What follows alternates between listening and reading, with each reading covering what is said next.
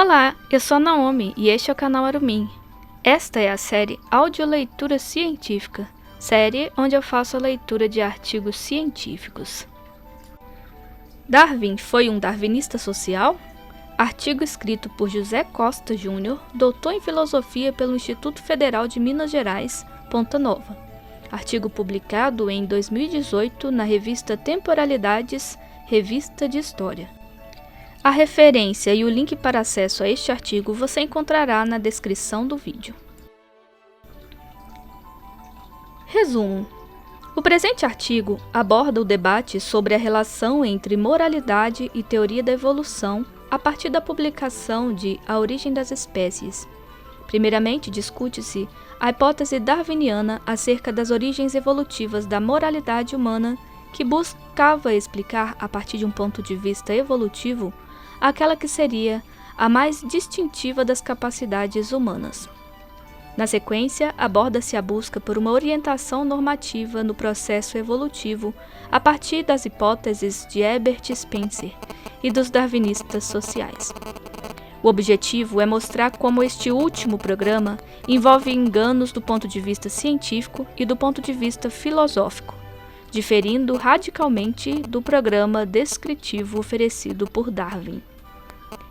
A história da humilhação crescente. Os escritos do período da pré-publicação de sua principal hipótese científica mostram que Charles Darwin esteve consciente de que a teoria que desenvolvia sobre a origem e o florescimento das diferentes formas de vida, incluindo os seres humanos, seria fruto de controvérsias e especulações.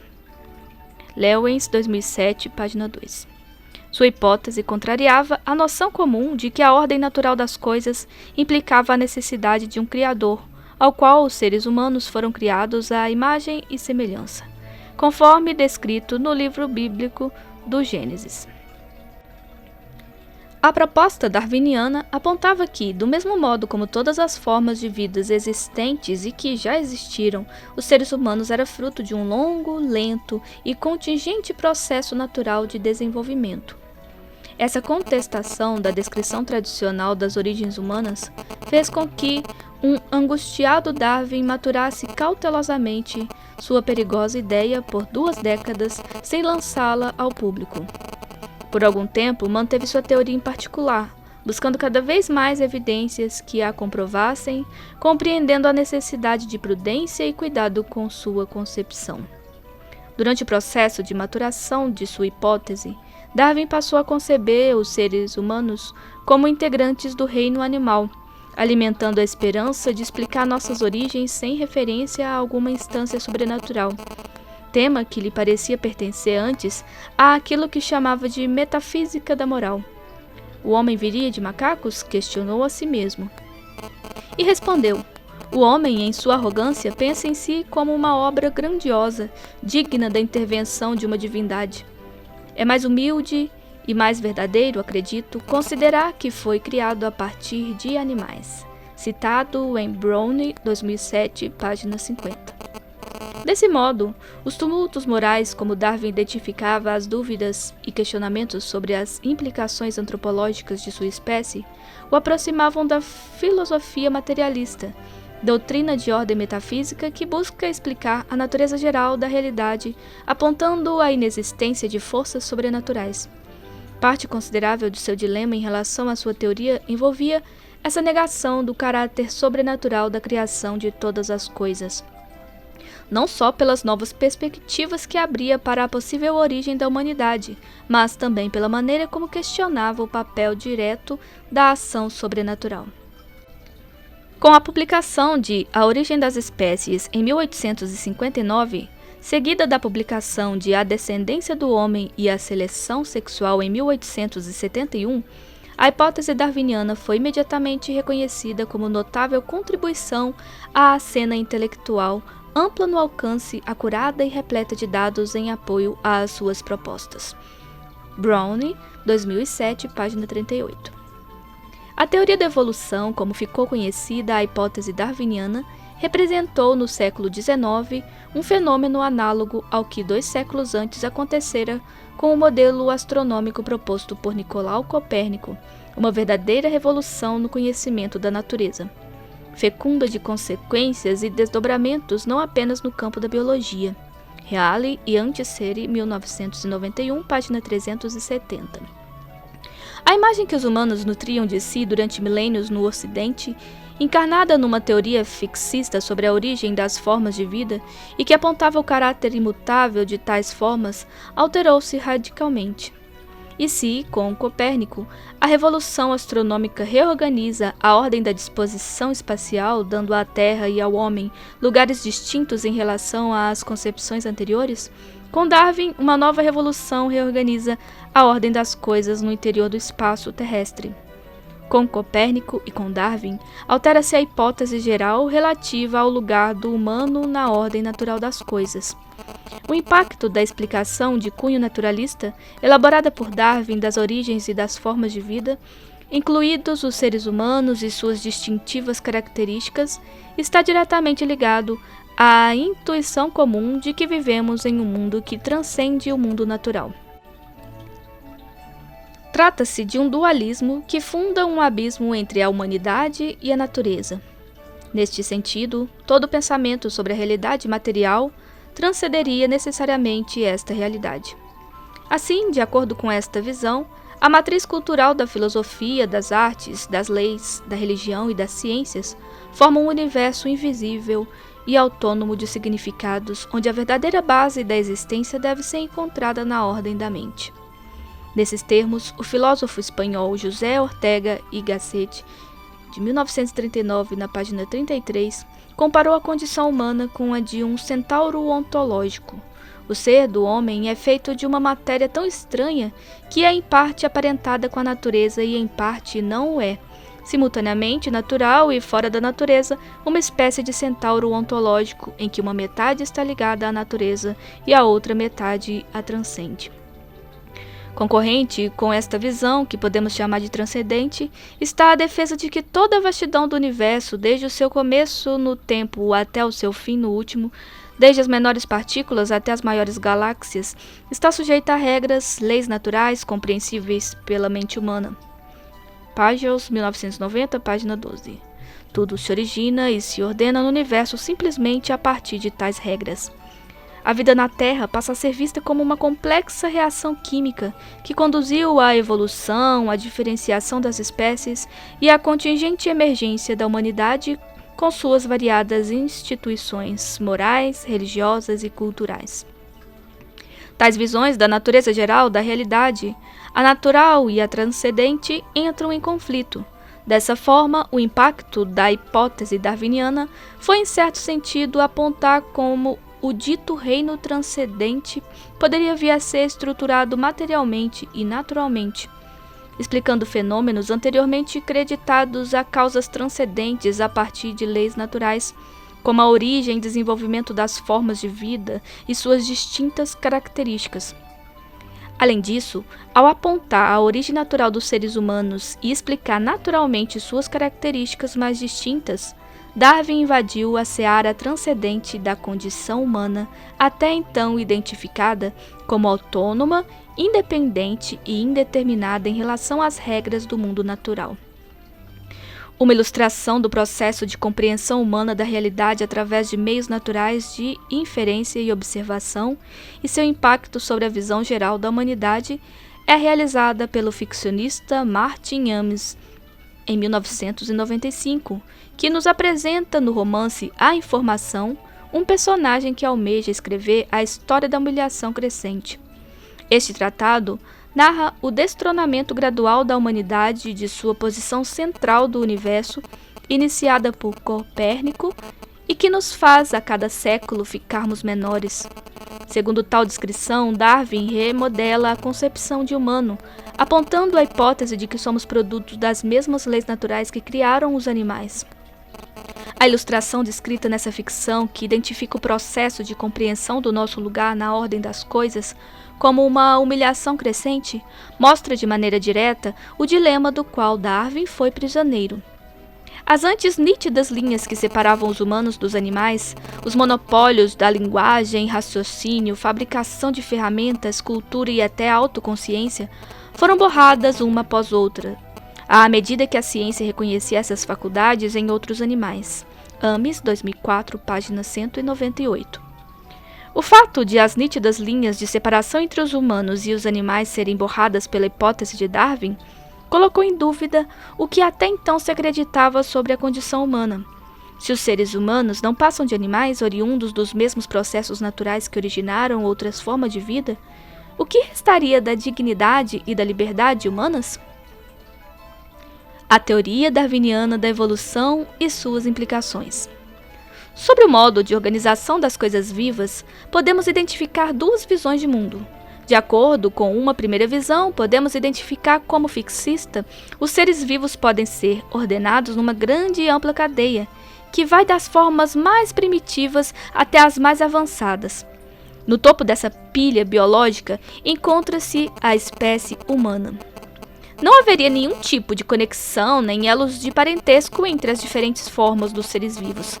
Seria possível atribuir uma ordem a essa cadeia, um planejamento de uma inteligência maior que organiza a realidade, com reflexos no mundo natural, conferindo a harmonia que observamos entre os seres vivos.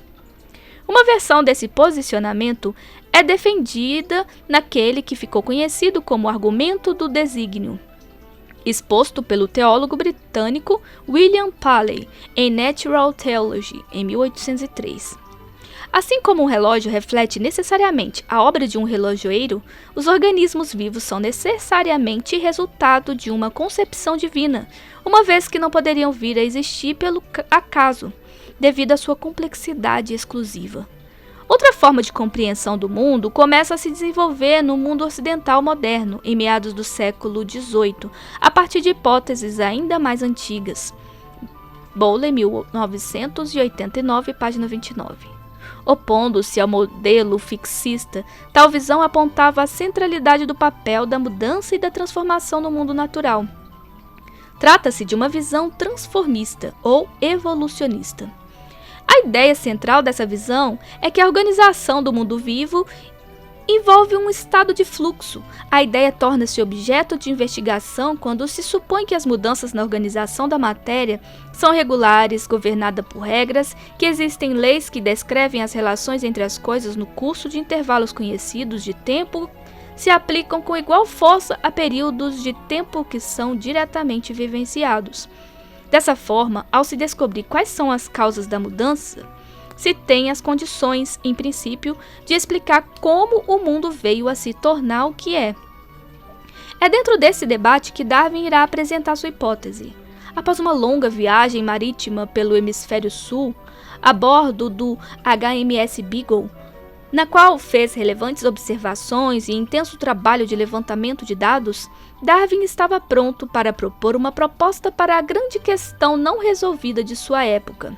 O mistério de todos os mistérios, que envolve diretamente o debate aqui exposto, qual é a origem da diversidade observada no mundo natural? Entre 1837 e 1839. Darwin produziu toda a estrutura teórica de sua hipótese em cerca de 900 páginas de anotações. No entanto, optou por não publicar, buscando cada vez mais evidências empíricas de sua proposta. Howard, 2003, página 15 e 16. Em 1858, recebe uma carta do jovem naturalista Alfred Russel Wallace, que se encontrava nas Índias Orientais Holandesas e que havia chegado a conclusões parecidas. Assim, em 1858, os trabalhos de Darwin e Wallace foram publicados numa comunicação conjunta que continha uma nova visão do evolucionismo. Os dois naturalistas haviam realizado paralelamente investigações que apontavam na mesma direção. No entanto, Wallace e a comunidade científica acabaram por reconhecer a proeminência da pesquisa de Darwin, tanto por seu trabalho anterior quanto pelo maior detalhamento da proposta darwiniana. O conteúdo do trabalho de Darwin foi publicado na forma de livro. Em 1859, após mais de 20 anos de pesquisa, a maturação da hipótese com o título On the Origin of Species by Means of Natural Selection.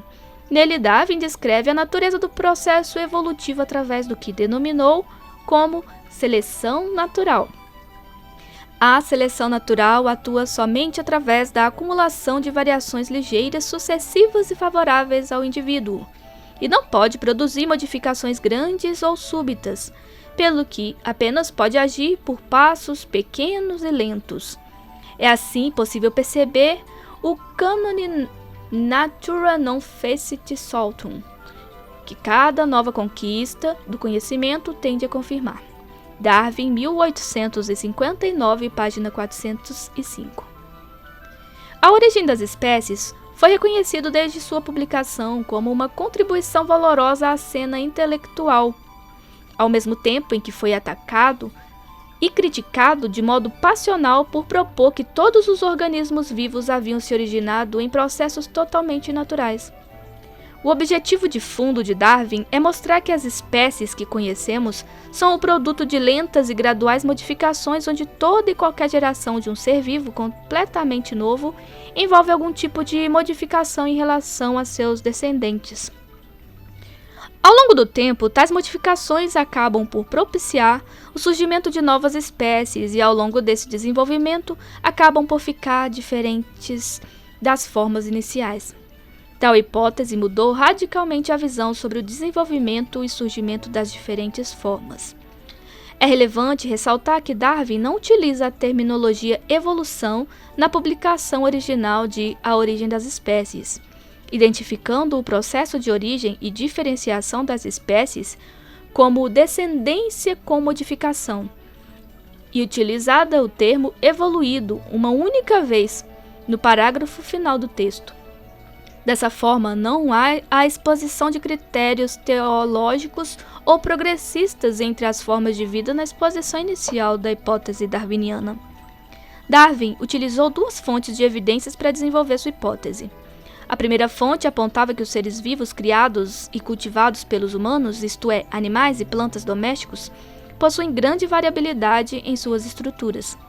Tal variabilidade não é causada intencionalmente pelos seres humanos. Estes apenas expõem os seres vivos domesticados a novas condições de vida. Nesse sentido, os seres humanos selecionam as variações ocorridas, adaptando os animais e plantas ao seu próprio gosto. Este processo de seleção foi o mecanismo de formação das mais diversas raças domésticas, o que pode ser observado pelo fato de que muitos dos animais e plantas criados pelos humanos possuírem características muito diferentes das encontradas na espécie quando em estado natural.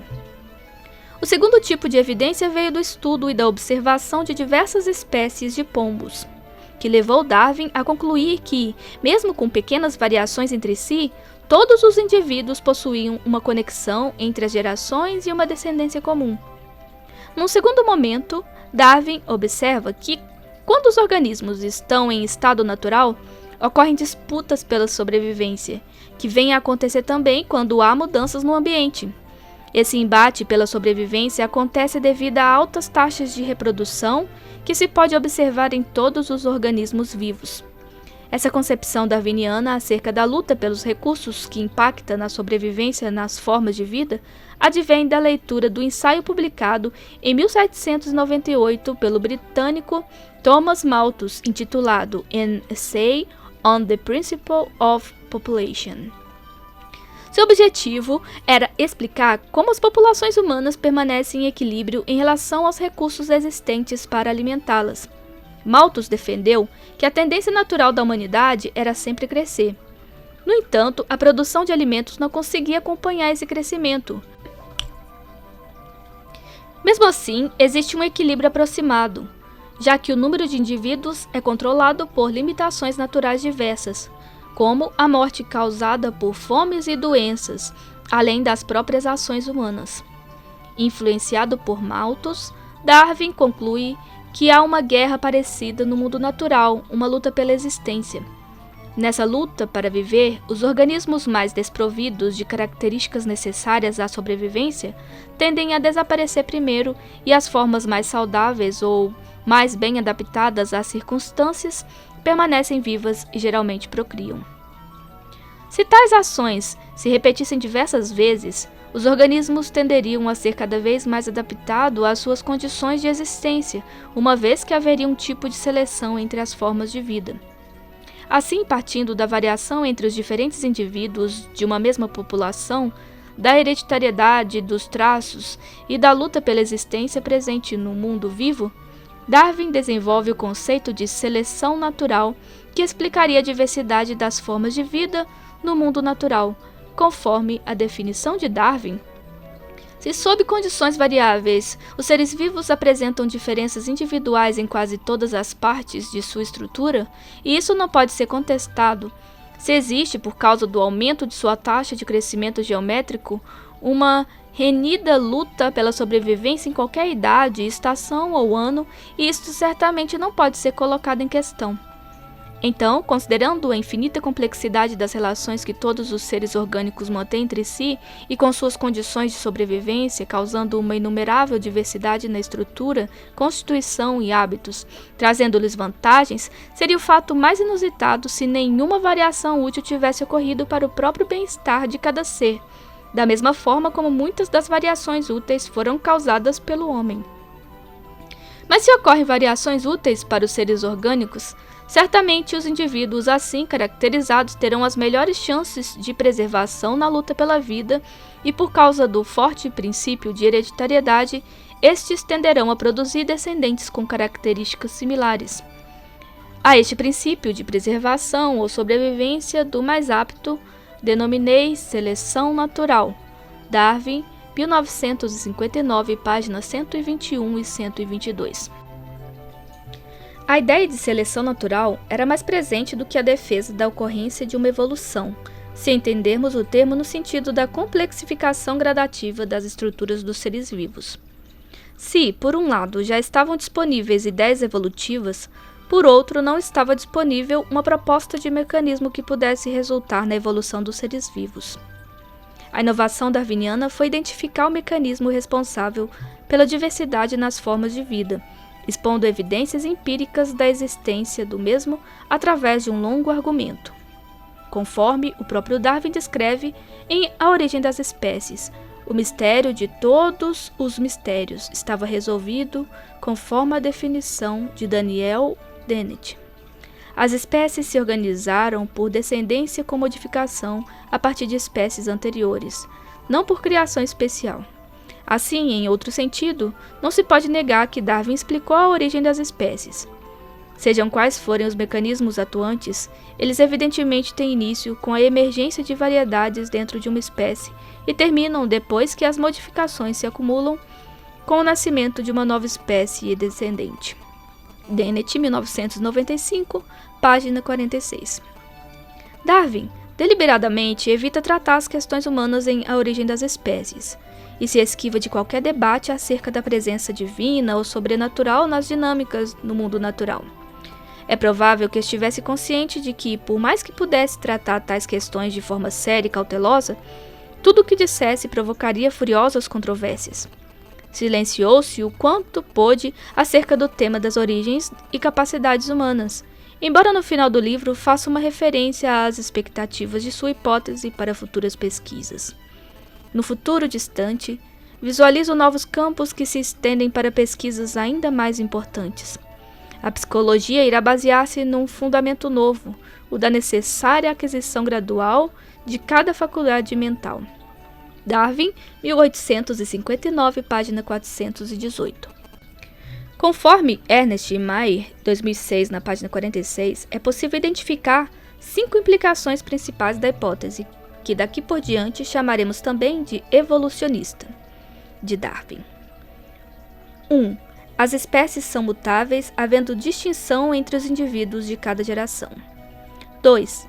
Todos os organismos descendem de um ancestral comum, uma vez que os seres orgânicos que alguma vez viveram descenderam de uma única forma primordial. 3. A evolução é gradual, não havendo saltos ou descontinuidades. 4. As espécies tendem a se multiplicar, o que explica a origem da diversidade entre as formas de vida. E 5. Os indivíduos de uma espécie estão sujeitos à seleção natural, dada as circunstâncias em que existem. Estas são as respostas darwinianas para a questão ligada à dinâmica do mundo vivo. Porém, como apontamos no início da sessão, a teoria darwiniana questionou não apenas a crença na constância e pouca idade do mundo, mas também a causa da notável adaptação dos organismos e, de forma mais chocante, a posição única do homem no mundo dos seres vivos. Mair, 2006, página 29. Como explicar a característica mais distintiva da humanidade? Desde o início de sua investigação acerca da origem e diferenciação entre as formas de vida, Darwin mantinha preocupações acerca da situação dos seres humanos em seu quadro explicativo.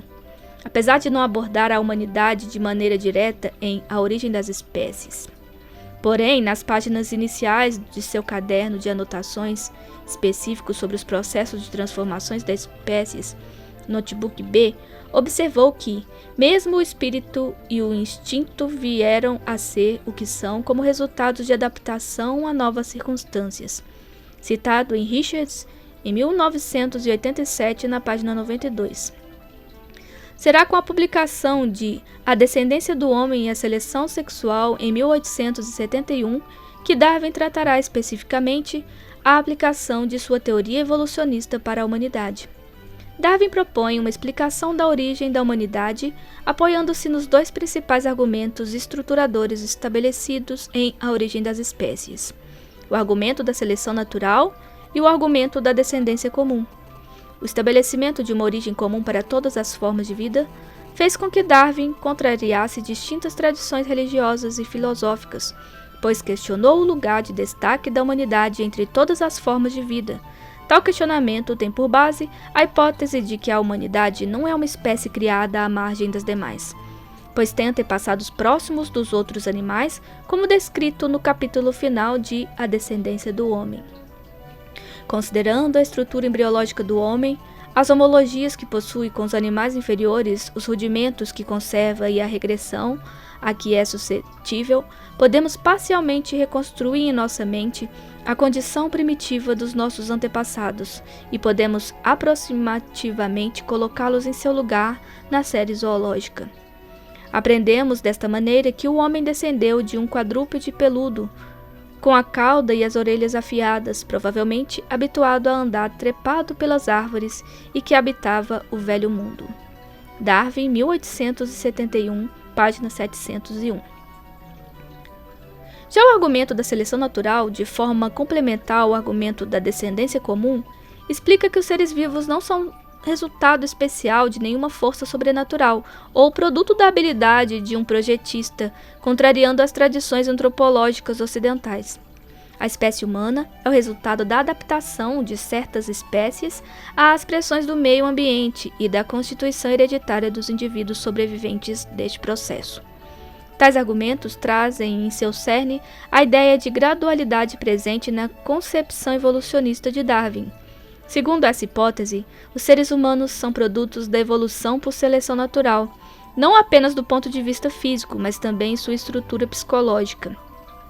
Explicar a estrutura física do Homo sapiens não seria tarefa de grande dificuldade, dado que nossa estrutura física encontra paralelos em outras espécies primatas, conforme aponta no primeiro capítulo de A Descendência do Homem, apresentando uma série de paralelos entre humanos e outras formas de vida.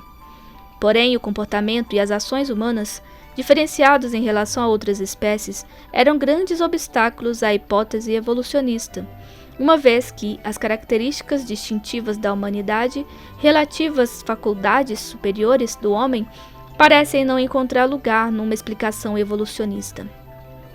Será que poderia haver um cenário para mostrar de forma convincente o surgimento das muitas características distintivas humanas que não encontravam análogo no restante do mundo animal? O então bispo de Oxford, Samuel Wilberforce, destacou o desafio de explicações naturalistas da condição humana. A supremacia original do homem sobre a terra, a capacidade humana de articular uma linguagem, o dom da razão, o livre-arbítrio e a responsabilidade do homem. Tudo é igual e totalmente irreconciliável com a degradante noção da grosseira origem daquele que foi criado à imagem de Deus. Dennett, 1995, página 65. A resposta darwiniana a esse desafio alteraria a explicação aceita sobre a natureza humana. A mente do homem, apesar das distinções oriundas dos seus grandes poderes intelectuais, evoluiu a partir da mente de animais que Darwin identifica como inferiores. O surgimento das capacidades superiores, como a linguagem e o pensamento abstrato, surgem a partir de capacidades mais simples, naturalmente selecionadas ao longo do processo de evolução da forma de vida humana. De modo parecido, nossos sentimentos mais elevados teriam surgido através de uma evolução gradual, conforme Darwin escreve em A Descendência do Homem, a partir de sentimentos encontrados em outras formas de vida. Assim, numa direção contrária às explicações fixistas e essencialistas tradicionais, Darwin diferencia o homem de outros animais antes por grau do que por natureza e busca desenvolver uma explicação da origem biológica do humano, o maior e mais interessante problema para o naturalista. Browne, 2007, página 78. Darwin segue os defensores da supremacia humana como Wilberforce em relação à indubitável e imensa superioridade mental em relação aos outros animais, enumerando uma grande quantidade de faculdades tradicionalmente consideradas como exclusivas do humano. E também concorda com o julgamento de diversos autores de que, dentre todas as diferenças entre o homem e os outros animais, o senso moral é de longe o mais importante. Subscrevo plenamente a opinião daqueles escritores que sustentam que, de todas as diferenças existentes entre o homem e os animais inferiores, o senso moral ou a consciência é inigualavelmente o mais importante. Resume-se naquele breve, porém potente, palavra dever, tão cheia de alto significado. É o mais nobre de todos os atributos do homem e impele-o sem a mínima hesitação a arriscar a própria vida por aquela do seu semelhante ou depois da devida deliberação, instado simplesmente pelo profundo senso do direito ou da justiça, a sacrificá-la em prol de qualquer grande causa. Darwin, 1871, página 120. Porém, é na tentativa de explicação naturalista e evolucionista da consciência moral humana que Darwin enfrentou sua maior dificuldade. Trata-se de um empreendimento de grande originalidade, uma vez que, até então, as respostas mais influentes acerca da origem e da natureza da moralidade afastavam a possibilidade de uma relação entre moralidade e natureza. Paradoxalmente, mesmo admitindo os argumentos da descendência comum e da seleção natural que implicariam numa diferença de grau, mas não de tipo, Darwin reconhece que há uma diferenciação considerável entre humanos e o restante dos animais. A capacidade moral seria essa fronteira decisiva, mesmo desenvolvida naturalmente. Seu objetivo é mostrar que não há incompatibilidade entre estabelecer as origens naturais da humanidade e reconhecer a originalidade da capacidade moral. Nesse sentido, essa capacidade deve possuir uma origem ligada a um processo gradual de evolução similar às outras características humanas. Da mesma forma que as forças da evolução por seleção natural levaram ao desenvolvimento do olho, por exemplo, do mesmo modo fizeram com que desenvolvêssemos a capacidade moral. Darwin explica assim seus objetivos em relação a essa pesquisa. Este grande problema tem sido debatido por muitos escritores de renomada habilidade. A minha única desculpa para tocá-lo consiste na impossibilidade de ignorá-lo, e porque, pelo que sei, ninguém o abordou exclusivamente sob o prisma da história natural. A pesquisa possui também algum interesse independente, como uma tentativa para ver até que ponto o estudo dos animais inferiores lança luz sobre uma das mais altas faculdades psíquicas do homem. Darwin, 1871, página 121. A hipótese que Darwin defendeu é que o senso moral humano foi moldado por pressões evolutivas, trouxe benefícios em termos de sobrevivência para a espécie. Mesmo que Darwin não aponte diretamente o que quer dizer com o senso moral, em A Descendência do Homem, alguns exemplos sugerem que o que tem em mente são nossas intuições, simpatias e emoções morais, como, por exemplo, a vergonha, a raiva, o orgulho, a vingança, etc. numa proposta que pode ser descrita como uma discussão sobre as origens da nossa psicologia moral. Darwin assim viu o senso moral como traço emergente do acoplamento de instintos sociais com a ampla capacidade intelectual humana. Entre tais instintos estariam os mais simples, como o medo, a alegria e a ansiedade, e outros mais complexos, como a gratidão, a generosidade e a memória. Nesse sentido, o desenvolvimento do senso moral é visto como ligado à natureza do homem como um animal social e ajudaria a criar a coesão social e uma vida mais harmoniosa para o animal humano.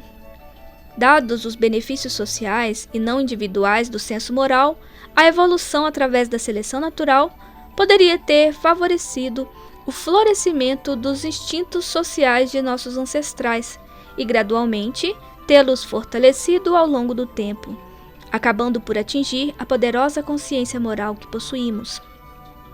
A seguinte proposição me parece extremamente provável, ou seja, que qualquer animal dotado de instintos sociais bem definidos, inclusive aqueles para com os pais e os filhos, adquiria inevitavelmente um senso moral ou uma consciência, tão logo seus poderes intelectuais se tivessem tornado tão desenvolvidos ou quase na mesma medida que o homem. Darwin, 1971, página 121. Darwin considera os seres humanos como animais sociais, possuindo poucos instintos particulares, porém conservando algum grau de simpatia instintiva pelos seus semelhantes. Tal condição se dá, pois herdamos tendências a sermos leais com nossos companheiros, além de mantermos o autocontrole e a obediência aos líderes da tribo.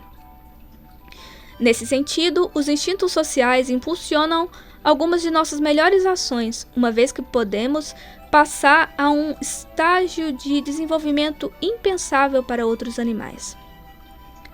Darwin propõe, desse modo, que um ser moral é aquele que possui condições de comparar suas atitudes e motivos passados e futuros, aprovando-os ou desaprovando-os.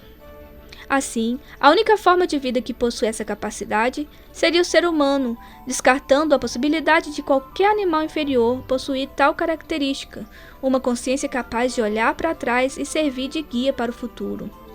Ações morais seriam aquelas realizadas após deliberação dessa consciência, depois da disputa entre as motivações conflitantes. Através do hábito, os seres humanos seriam estimulados por sua própria consciência, adquirindo um controle e conseguindo que seus desejos e paixões sejam suprimidos pelos instintos sociais. O desenvolvimento das qualidades morais é um problema mais interessante. A base reside nos instintos sociais, que sob este nome incluem os vínculos familiares. Estes instintos são bastante complexos e determinam, no caso dos animais inferiores, tendências particulares para certas ações definidas, mas os elementos mais importantes são representados pelo amor e pela simpatia, a qual constitui uma emoção diferente. Os animais que cresceram com instintos sociais sentem prazer com a recíproca companhia, avisam-se mutuamente do perigo, defendem-se e prestam-se ajuda mútua em diversas maneiras.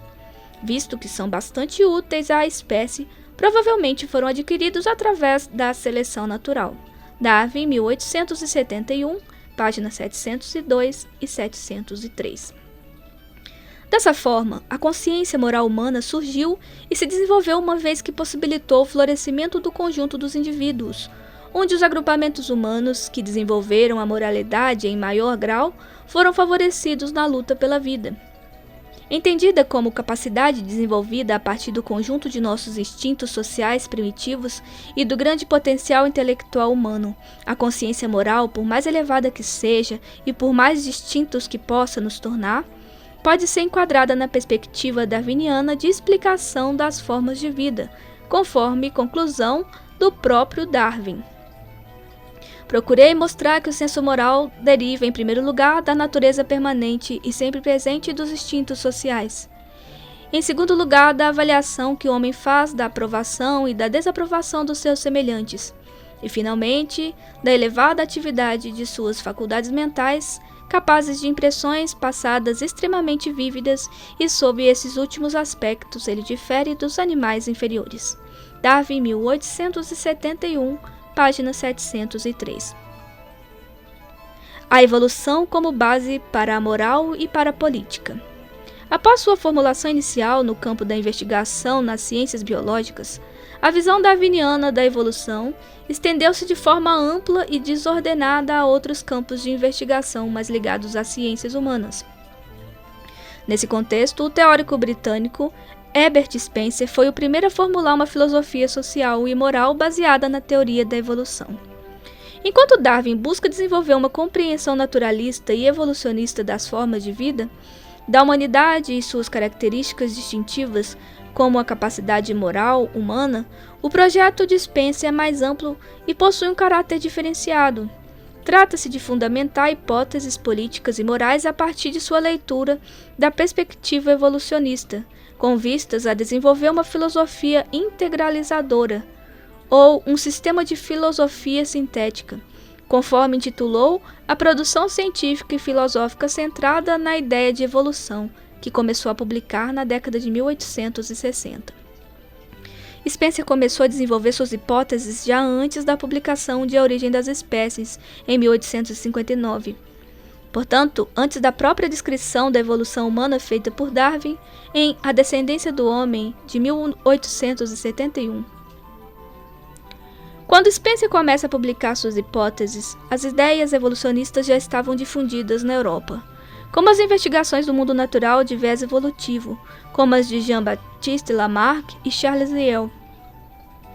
Tais autores procuram mostrar que um processo evolutivo, entendido como uma diferenciação progressiva de características vitais, constituía a explicação mais adequada para o desenvolvimento da vida. Baseada em tais concepções, a evolução na qual Spencer se concentra é um processo progressivo que parte da simplicidade confusa para a complexidade distinta, conforme a descrição realizada por David Cooper em 1996, página 369 e 370. As espécies, por exemplo, tornam-se cada vez mais heterogêneas, mais claramente distintas umas das outras e mostram mais integração e organização interna. Salvo acidentes, a evolução tende ao estado de equilíbrio em que o máximo de diversidade e complexidade é alcançado. Nesse sentido, Spencer busca mostrar que, além de explicar o desenvolvimento das formas de vida, a evolução constitui princípio básico que serve de explicação para todo e qualquer desenvolvimento, desde a esfera biológica até a vida nas sociedades. Anteriormente à difusão das hipóteses de Darwin, Spencer já é um intelectual reconhecido, abordando temas como a liberdade do indivíduo e a relação deste último com o Estado, além de tratar de questões sociais em geral. Em 1851, no capítulo intitulado A Lei dos Pobres, de sua primeira publicação mais extensa, intitulado Social Statistics, Spencer apresenta algumas de suas expectativas sobre a sociedade ideal a partir de uma interpretação da evolução. Há muitas pessoas amáveis que não têm a coragem de olhar para essa questão bastante evidente. Motivadas como são por suas simpatias com o sofrimento presente, principalmente em relação às últimas consequências, evitam seguir um curso que é muito imprudente e no final até mesmo cruel. Não consideramos verdadeira a bondade de uma mãe que satisfaz sua criança com doces que com certeza irão torná-la doente. Devemos pensar na espécie de benevolência que levou um cirurgião tolo a deixar a doença de seu paciente progredir até um problema fatal, ao invés de infligir dor por uma operação. Devemos chamar os filantropos de espúrios, pois, ao evitar a miséria presente, implicam maior miséria sobre as gerações futuras. Todos os defensores da lei dos pobres devem, porém, ser classificados entre tais. Cegos ao fato que, sob a ordem natural das coisas, a sociedade está constantemente excretando seus membros insalubres, imbecis, lentos, vacilantes e sem fé. Esses homens não pensam, embora sejam bem intencionados e defendam uma interferência que não só interrompe o processo de purificação, mas ao mesmo tempo aumenta o vício, incentivando absolutamente a multiplicação do imprudente e do incompetente, oferecendo-lhes infalivelmente provisões e desencorajando a multiplicação do componente e providente, por aumentar a dificuldade e prospectiva de manter uma família. E assim, em sua ânsia de evitar os sofrimentos realmente salutares que nos rodeiam, esses aspirantes a sábios e pessoas tolas legam à posteridade uma contínua e crescente maldição. Spencer, 1851, página 323 e 324. O propósito geral de Spencer é englobar todas as esferas da existência, reduzindo o conhecimento a uma lei suprema da evolução que explica a totalidade dos fenômenos. A hipótese assume que o processo de seleção que sustenta a evolução é um mecanismo que reflete o processo cósmico de seleção. Esse processo leva necessariamente a um progresso, principalmente no caso da espécie humana, conforme defende em The Principles of Biology. Desde o começo, essa pressão da população tem sido a causa mais próxima do progresso. Ela provocou a difusão original da raça, levou os homens a abandonarem hábitos predatórios e se dedicarem à agricultura, levou à limpeza da superfície da terra. Spencer, 1864, página 536. Com a hipótese de Darwin em cena, a aproximação de Spencer é natural. Chega a propor uma nova terminologia a ser inserida ao trabalho de Darwin em 1864, que este prontamente aceita e utiliza na quinta edição de A Origem das Espécies. Tal terminologia, que se conforma à hipótese metafísica de Spencer, busca descrever de maneira mais específica o processo de seleção natural como a sobrevivência do mais apto. No entanto, tal terminologia gerou uma série de incompreensões, principalmente quando se buscou desenvolver uma antropologia baseada na hipótese darwiniana.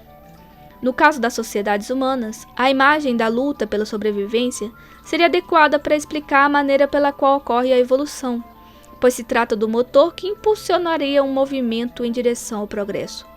Nesse sentido, a competição seria útil para fazer com que os indivíduos fossem selecionados e promover os traços transmitidos para futuras gerações.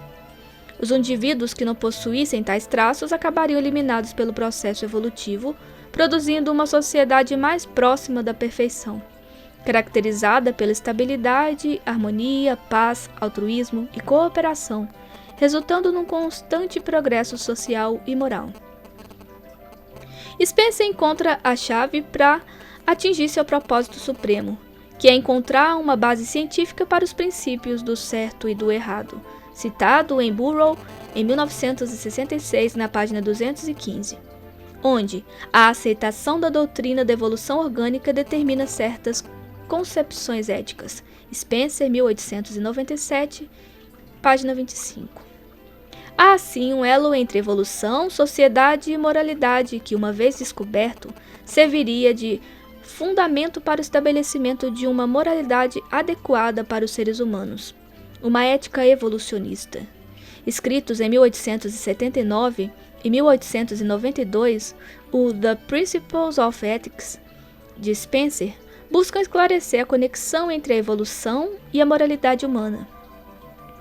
Temos que começar a considerar os fenômenos morais como fenômenos da evolução. Somos forçados a fazer isso ao descobrir que eles são uma parte do conjunto de fenômenos que a evolução opera. Se todo o universo visível tem evoluído e se o sistema solar como um todo, a Terra como uma parte dele, a vida em geral que a Terra suporta, assim como a de cada organismo individual, se os fenômenos mentais exibidos por todas as criaturas, assim como os fenômenos apresentados pelos agregados desses seres superiores, estão todos em conformidade com as leis da evolução.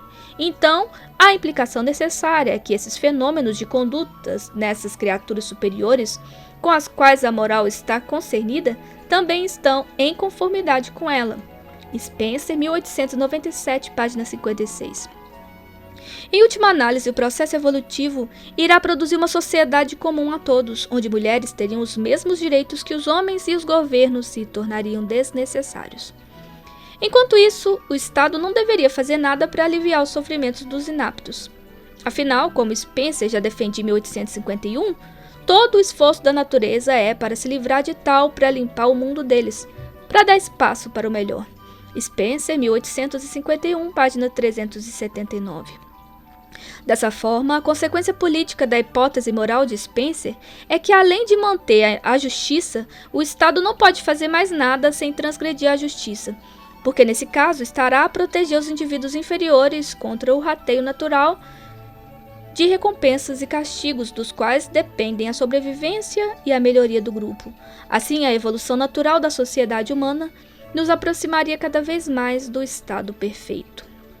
No final do século XIV, numa ampliação sociológica, política e econômica das hipóteses de Spencer, surge a proposta que ficará conhecida como darwinismo social, que trata abertamente de entender a vida social e política dos seres humanos por meio de categorias pretensamente biológicas. As noções gerais do darwinismo social, termo criado popularizado pelo historiador Richard Hofstadter em 1944, buscam fundamentar uma defesa da luta pela sobrevivência no interior da sociedade, onde o indivíduo capaz triunfa e o incompetente fracassa. No campo político, a ideologia do darwinismo social influencia posicionamentos agressivos nas relações entre as nações e grupos sociais. Tal hipótese teve considerável influência em sua época, com grande popularidade e utilizado como justificativa política e econômica em circunstâncias históricas no fim do século XIX e no início do século XX, como o imperialismo, o nacionalismo, o liberalismo, o escalonamento racial. Cada um a seu modo, afirmando a ideia de que a sobrevivência dos melhores e mais aptos indivíduos levará necessariamente a um avanço e progresso em toda a sociedade. Hoyos, 2001, página 21. Um dos principais nomes do darwinismo social no fim do século XIX é Ernst Haeckel, defensor das hipóteses evolucionistas na Alemanha, que considerava a evolução a palavra mágica com a qual resolveremos todos os enigmas, citado em Burrow, página 224-225, em 1966. Um dos principais enigmas a ser esclarecido pela evolução seria o modo como a lei da seleção natural seria aplicada aos grupos humanos. Segundo Haeckel, tal aplicação seria a mera consequência da cruel e implacável luta pela existência que reina e tem que reinar na natureza, no incessante e inexorável enfrentamento de todos os seres vivos. Citado em Richards, em 1987, página 596. Diversas apropriações políticas e sociais do darwinismo encontram lugar na Alemanha de Haeckel, e ainda se debate o impacto de tais circunstâncias para o surgimento da ideologia nacionalista alemã e do nazismo na primeira metade do século XX. Richards, 2013, página 26. Mesmo com o apelo e popularidade das propostas sociopolíticas de Spencer e ligadas ao que ficou conhecido como darwinismo social, também surgiram críticas de diferentes naturezas a tais filosofias. Tais críticas podem ser divididas em dois grupos. Num primeiro conjunto de críticas podem ser alocadas as observações ligadas ao âmbito da compreensão do progresso evolutivo por Spencer e por darwinistas sociais. Já no segundo grupo encontram-se as críticas argumentativas ligadas ao âmbito filosófico, que apontam para a inadequação moral, metafísica e semântica de tais propostas. Apesar de amplamente criticada, a visão spenceriana que fundamenta o darwinismo social é o que comumente se compreende com a aproximação possível entre a proposta darwiniana e a humanidade, tanto moralmente como politicamente. Neste contexto, Michael Rose, em 1995, na página 500, afirma que o tema não tem boa reputação e não totalmente sem merecimento. Está relacionada a alguns dos excessos morais e políticos mais grotescos do século passado e algumas das falácias filosóficas mais grosseiras. Metodologicamente, Spencer possui dois objetivos fundamentais.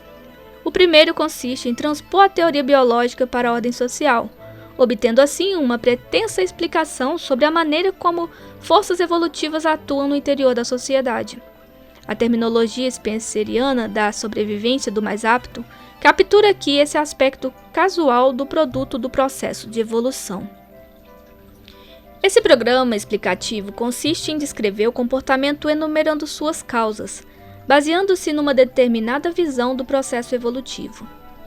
Já o segundo objetivo difere-se de um programa descritivo e explicativo, uma vez que busca derivar das descrições comportamentais princípios de conduta adequados para todos os seres humanos.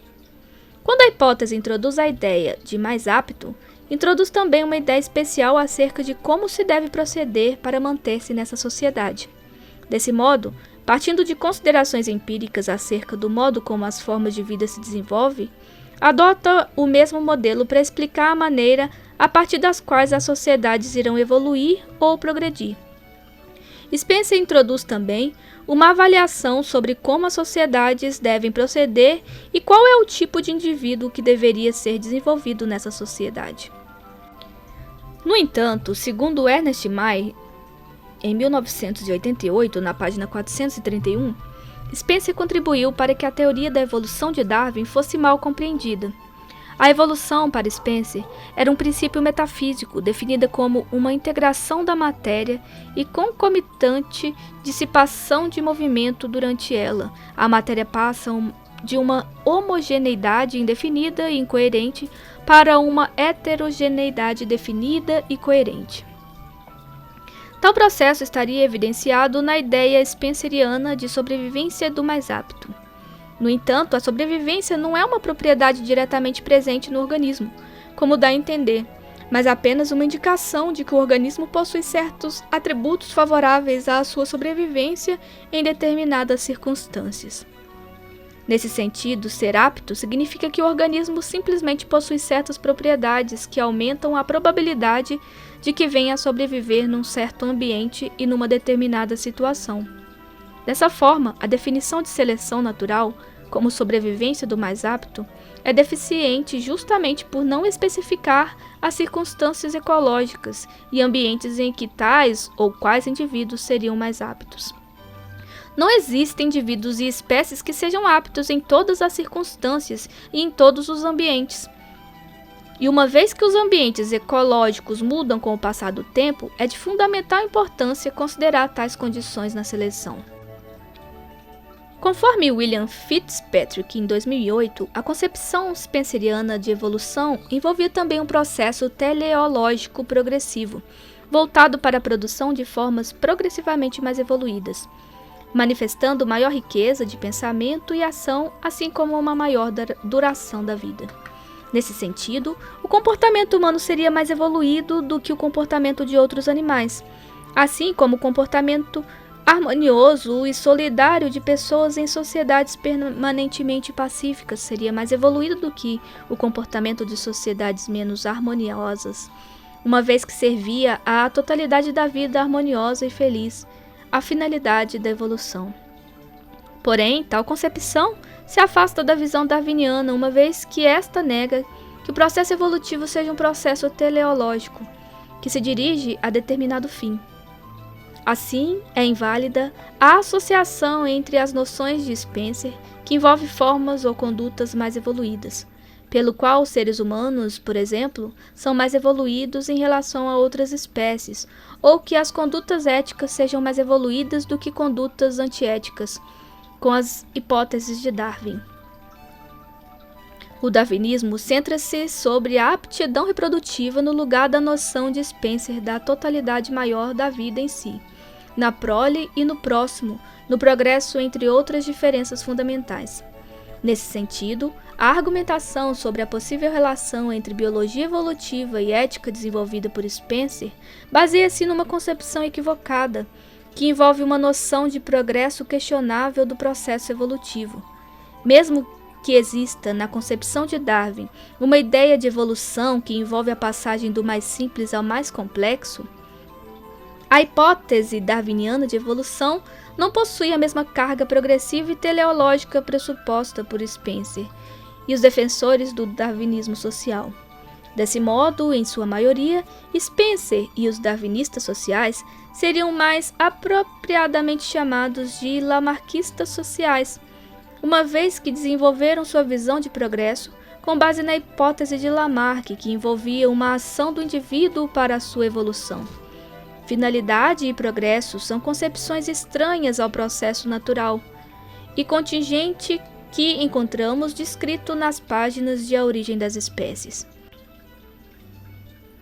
Trata-se do mau uso das ideias de Darwin, de uma apropriação da teoria do naturalista inglês para a explicação de certos aspectos que não correspondem à teoria evolucionista originalmente proposta, conforme terminologia proposta por Donald Simons, em 1992, página 137.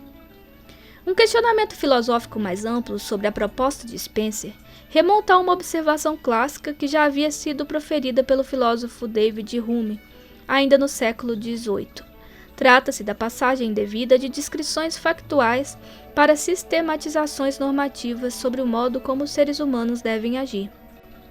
Hume acusa o caráter indevido dessa passagem dos fatos empiricamente observados à estipulação de um dever, ou seja, à ordem normativa. Conhecida como Lei de Hume, essa análise, que vê como problemática a passagem sem mais esclarecimentos de uma esfera a outra, da ordem factual à ordem normativa, está presente numa famosa passagem do livro 3 do Tratado da Natureza Humana, de 1739. Ali, Hume afirma haver uma inconsistência lógica na derivação para o campo da moral, ligado ao deve, de afirmações originárias dos âmbitos factuais, ligados ao é.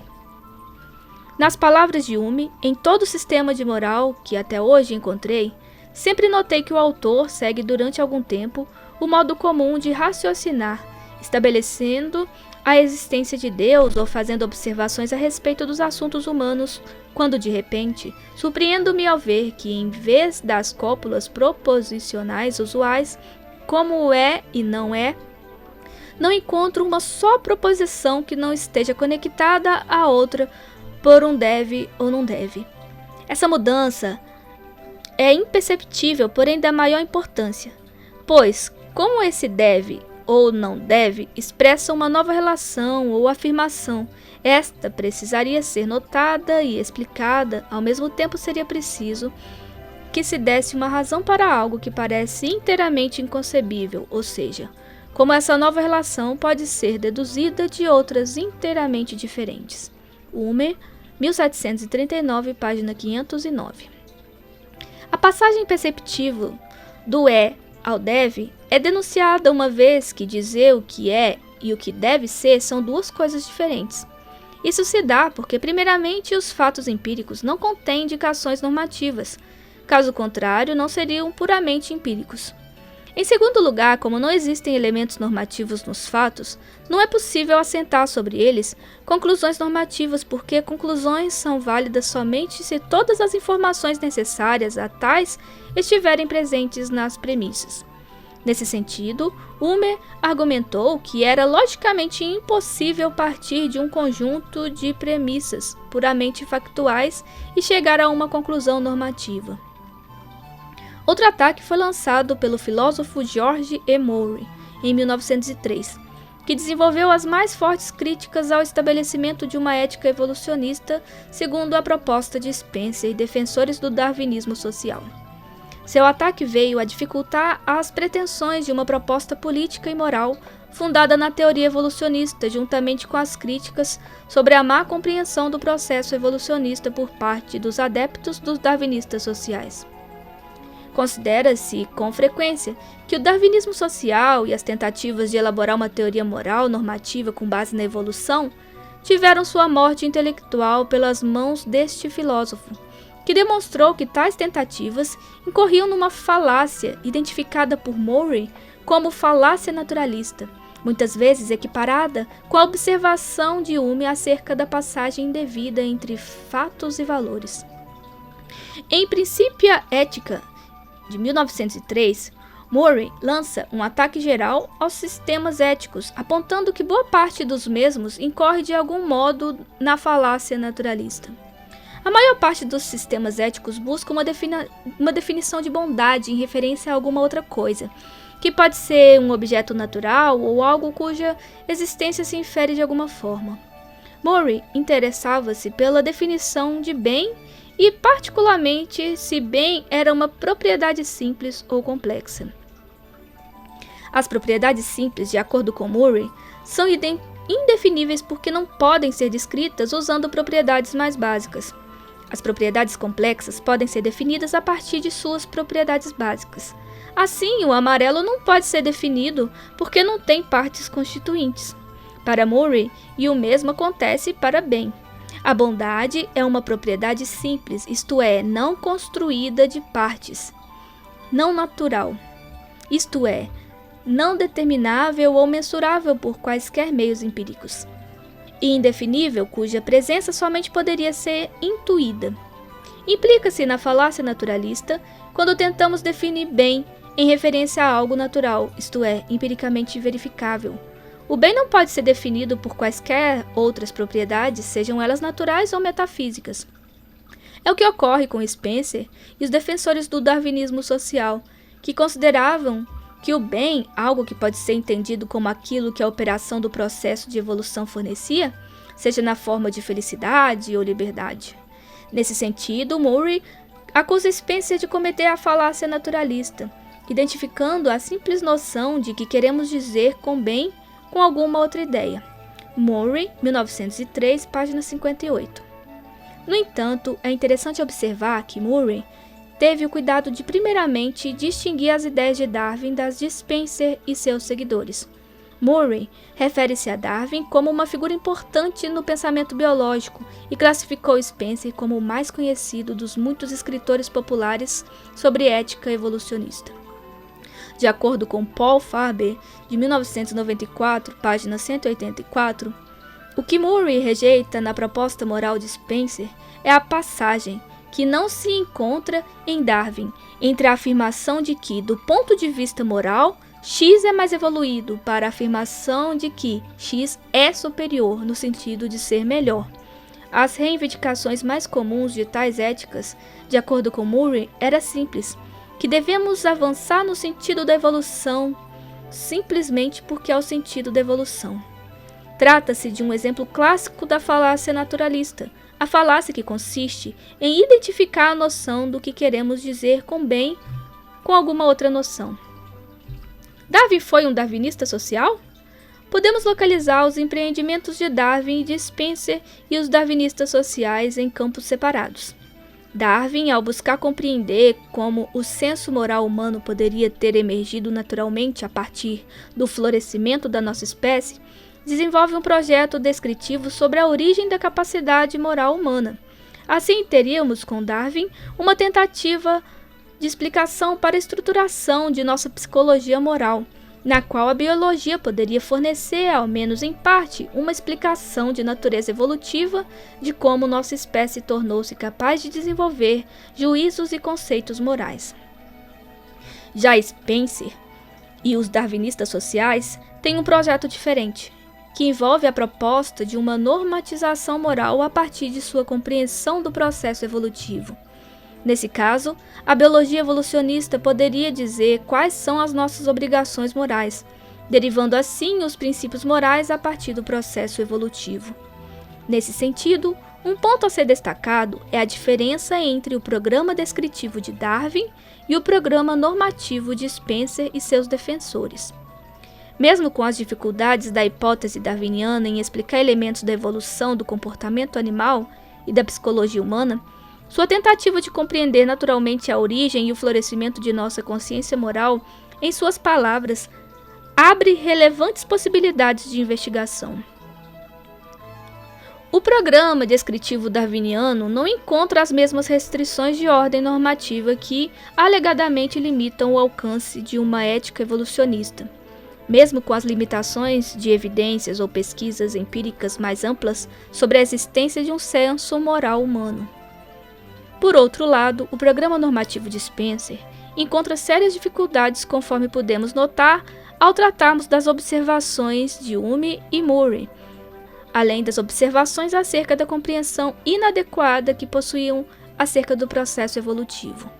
Com base em tais considerações metodológicas, podemos considerar que Darwin não foi um darwinista social, devido principalmente ao modo como abordou a moralidade a partir da perspectiva evolucionista e descritiva. Spencer e os adeptos do darwinismo social, por outro lado, ao buscar uma ordem moral no mundo natural, cometeram erros do ponto de vista científico e filosóficos. No entanto, a influência de tais concepções foi muito mais ampla do que o programa darwiniano, originando propostas morais, políticas e sociais que ainda nos assombram. Fim da leitura do artigo.